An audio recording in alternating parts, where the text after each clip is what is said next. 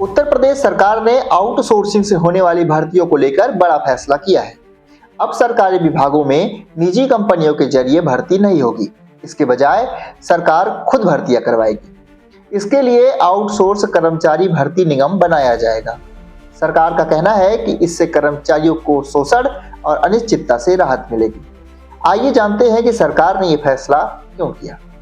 अब तक सरकारी विभागों में निजी आउटसोर्सिंग कंपनियों के जरिए भर्ती होती थी, लेकिन कई कंपनियों पर रिश्वत लेकर नौकरी देने और कर्मचारियों को पूरा वेतन न देने के आरोप लगे।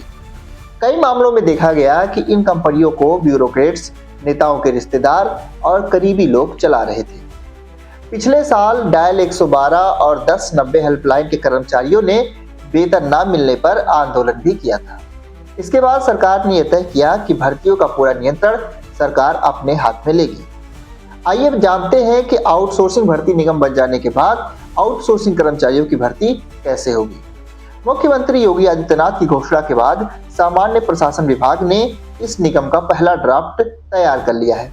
सरकार पहले रिक्त पदों की जानकारी जुटाएगी और फिर वैकेंसी निकालेगी। भर्ती लिखित परीक्षा और इंटरव्यू के जरिए होगी। कुछ पदों पर शैक्षणिक योग्यता के आधार पर सीधी भर्ती करी जाएगी और इसके साथ ही जो सैलरी होगी वो सीधे कर्मचारियों के बैंक खाते में ट्रांसफर की जाएगी। इसके साथ ही सरकार आउटसोर्सिंग के कर्मचारियों को कुछ सुविधाएं भी देगी, जैसे कि उनका न्यूनतम वेतन 16,000 रुपया होगा। पीएफ यानी भविष्य निधि की भी उन्हें सुविधा दी जाएगी और इसी के साथ स्वास्थ्य और जीवन बीमा का लाभ भी सरकार उन्हें देगी। इसके साथ समय समय पर वेतन और भत्तों में बढ़ोतरी भी की जाएगी। जानते हैं कि क्या आरक्षण की व्यवस्था इसमें लागू होगी। तो आपको बता दें कि आउटसोर्सिंग की भर्तियों में अनुसूचित जाति यानी एससी के जो कैंडिडेट हैं उनको 21% का आरक्षण मिलेगा।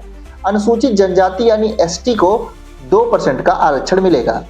अन्य पिछड़ा वर्ग यानी ओबीसी को 27% का आरक्षण भर्तियों में दिया जाएगा। इसके साथ ही कर्मचारियों का 1 साल का अनुबंध होगा। प्रमोशन की बात करें तो फिलहाल प्रमोशन का कोई प्रावधान सरकार नहीं करने जा रही है, लेकिन समय समय पर वेतन और भत्तों में बढ़ोतरी होती रहेगी। राजनीतिक विशेषज्ञों का मानना है कि विधानसभा चुनाव से पहले यह फैसला सरकार के लिए अहम साबित हो सकता है। इससे पिछड़े और दलित वर्ग के युवाओं को फायदा मिलेगा। सरकार का यह भी कहना है कि यह फैसला कर्मचारियों की सुरक्षा और पारदर्शिता के लिए लिया जा रहा है। लेकिन सवाल यह है कि क्या नई भर्ती प्रक्रिया पूरी तरह निष्पक्ष और सफल होगी और कर्मचारियों को इसका सही लाभ मिल पाएगा। आपको सरकार का यह फैसला कैसे लगा, कमेंट बॉक्स में अपनी राय जरूर दें। NS Now के लिए मैं निखिल श्रीवास्तव।